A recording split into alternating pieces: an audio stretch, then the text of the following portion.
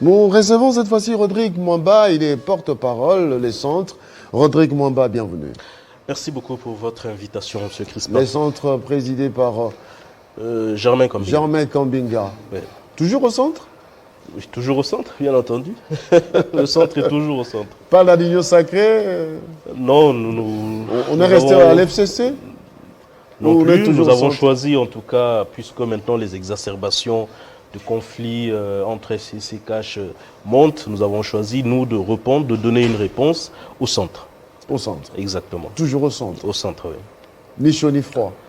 Pas ni chaud ni froid, ce sont des positions courageuses. Nous offrons, nous pensons, des solutions, une voie qui s'adresse à la raison des Congolais par rapport à tous ces radicalismes qui se sont manifestés, notamment autour de la récente nomination de l'équipe de la CENI. Et donc c'est à partir de là que nous comprenons que les Congolais ont besoin d'élections dans un climat apaisé et que les radicalismes n'allaient pas forcément les y mener. Alors, les centres pensent quoi? C'est que aujourd'hui nous assistons à cette coalition des forces entre la RDC et l'Ouganda pour mater les ADF.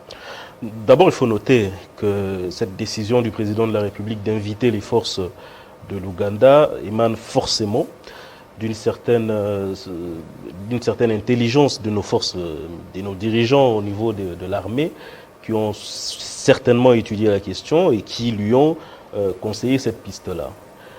Il y a beaucoup de critiques là-dessus, et nous les comprenons.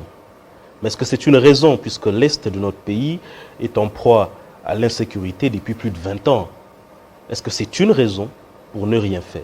Nous pensons que l'intervention de l'armée ougandaise est une stratégie de plus, ou bien est un soutien à cet effort qui a été de notre armée pour finalement mettre fin à l'hégémonie des groupes armés, notamment les ADF, qui sont des groupes d'origine ougandaise, des groupes terroristes d'ailleurs, qui a fait son allégeance à l'État islamique à l'Est. Nous pensons que c'est un soutien à tous ces efforts pour la pacification de cette partie de notre pays. Bien entendu, il y a des choses à redire là-dessus, mais nous pensons que globalement, il faudrait qu'il se construise autour de l'action de notre armée un consensus général, un consensus national. Et que ces questions-là ne devraient pas constituer des questions de polémique politicienne. Parce que ce qui est en jeu ici, c'est la vie de nos compatriotes. La question qui se pose, l'opinion publique n'a pas été préparée à recevoir les Ougandais. Effectivement, c'est une faiblesse dans la communication qui a été faite. Parce que nous pensons que le rôle du gouvernement, ou sa responsabilité aussi, dans la quête de ce consensus national, c'est de communiquer pour préparer l'acceptation de cette armée à l'Est. Mais simplement, nous fustigeons l'attitude de certains politiques qui récupèrent cette question pour essayer de créer une polémique politicienne, alors que la nation a plutôt besoin de cohésion et de consensus, parce que la question de l'insécurité, elle n'est pas, peu importe le pouvoir qui sera en place, donc cette question ne sera pas résolue, elle se posera à tous les gouvernements. Elle s'est posée au gouvernement du président Kabila, elle se pose au gouvernement du président Félix Tshisekedi. Si ça n'est pas résolu, cela se posera au gouvernement du prochain. Donc ce n'est pas une question de coloration politique, c'est une question nationale autour de laquelle nous devons tous former un bloc pour soutenir les actions du gouvernement. Il y a ceux qui pensent, pourquoi inviter l'Ouganda, qui a un précédent fâcheux, pourquoi ne pas inviter une force d'un pays qui n'a pas des intentions démesurées. Ok. Permettez-moi d'abord de dire que ça fait un bon bout de temps que l'Ouganda demandait cette intervention. Hein. Ça ne date pas d'hier, comme j'ai pu l'entendre ici. Ça fait près d'une dizaine d'années que l'Ouganda demandait cette intervention. Et en 2017, il y a eu des premières frappes de l'Ouganda sur des positions des ADF, qui étaient d'ailleurs autorisées par le gouvernement congolais. Mais on comprend très bien que c'est avec les récentes attaques terroristes au niveau de Kampala, oui, que les choses ont été accélérées. Mais prenons tous ces pays africains qui sont en proie au terrorisme. Quelle est la réponse?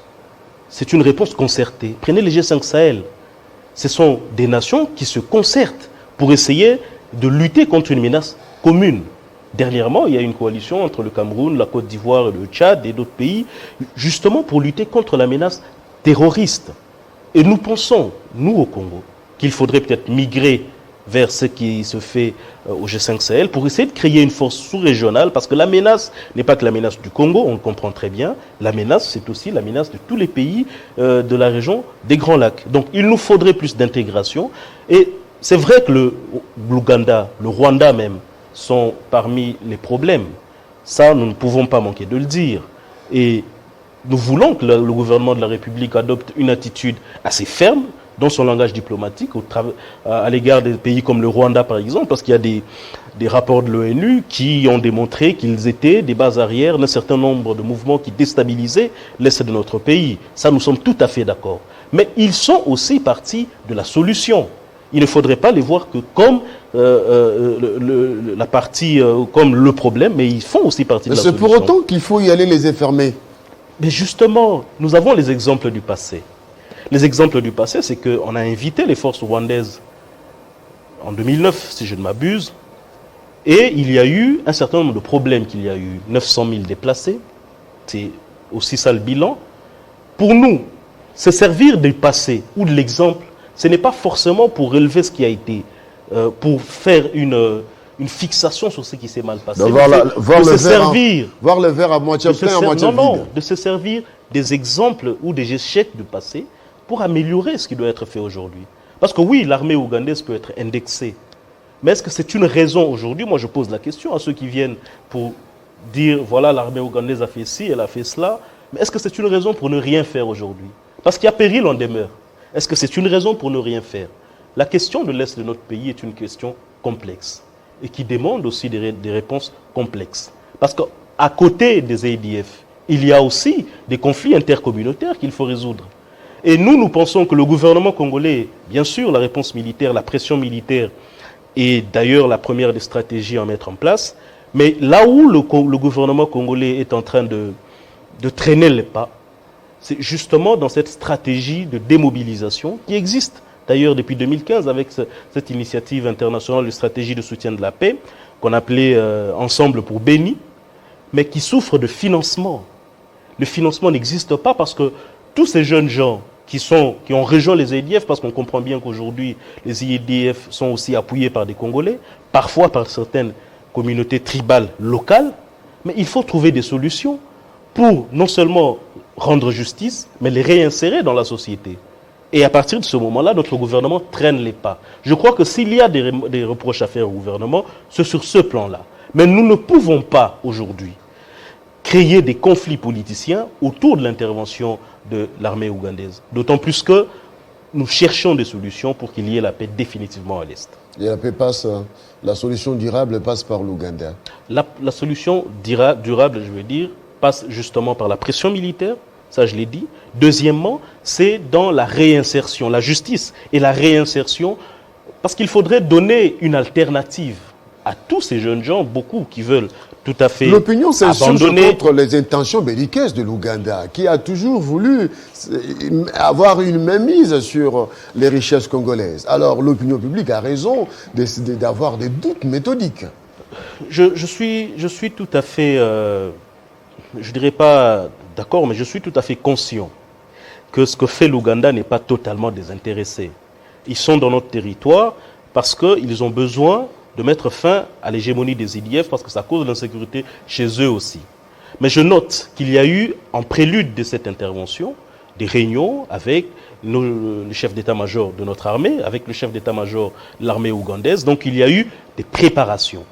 Et je note que lorsque le Rwanda est entré en 2009, après les opérations, ils sont repartis. Il n'y a pas eu un seul soldat rwandais qui est resté. Donc, de ce point de vue-là, cette crainte est infondée. Parce que les éléments qui sont rentrés sont connus et ceux qui devront sortir seront connus. Là, il n'y a pas de problème.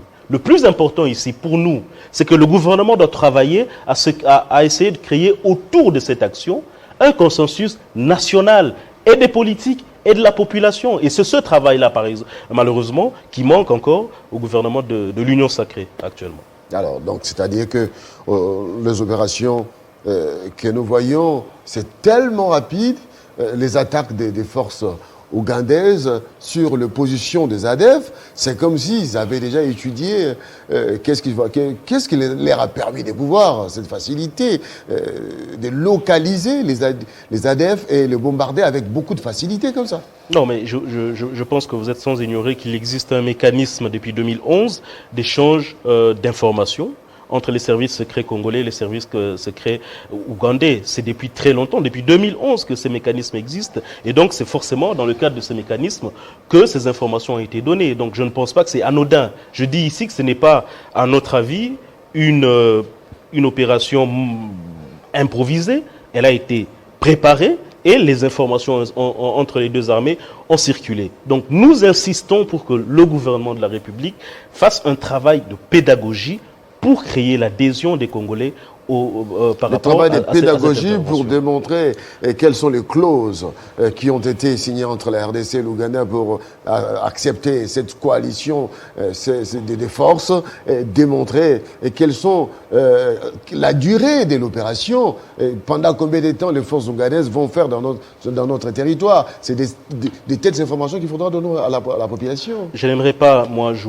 faire du juridisme, ni encore faire un apprenti expert militaire. On se comprend très bien, et je pense qu'à partir du moment où on pousse un peu ce raisonnement loin, on comprend très bien qu'il y a des actions liées à la défense qui ont tout à fait un caractère parfois secret. Le plus important pour nous, c'est les résultats, je l'ai entendu ici.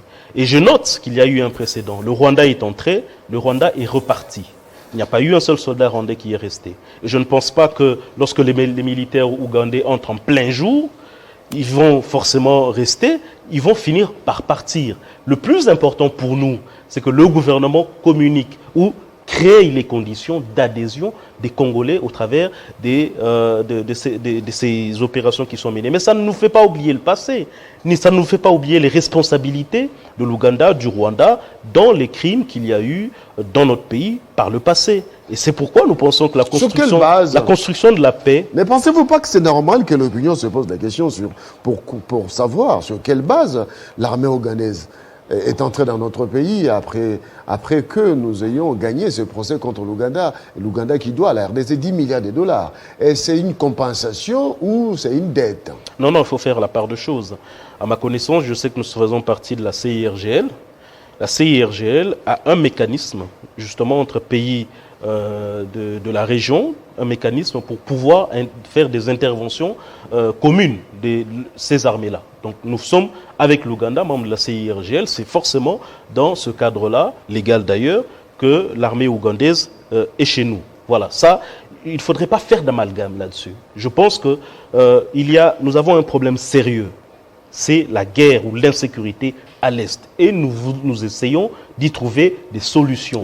Mais ça ne doit pas nous faire oublier, nous sommes tout à fait conscients de ça, des responsabilités des uns et des autres dans les crimes qui ont été commis en RDC. Mais seulement, il ne faudrait pas faire d'amalgame et en faire une question de polémique politicienne. C'est là que nous nous insurgeons contre ceux qui sont en train de soulever ces questions dans ce sens-là. Merci Rodrigue Momba. Merci beaucoup. Merci beaucoup.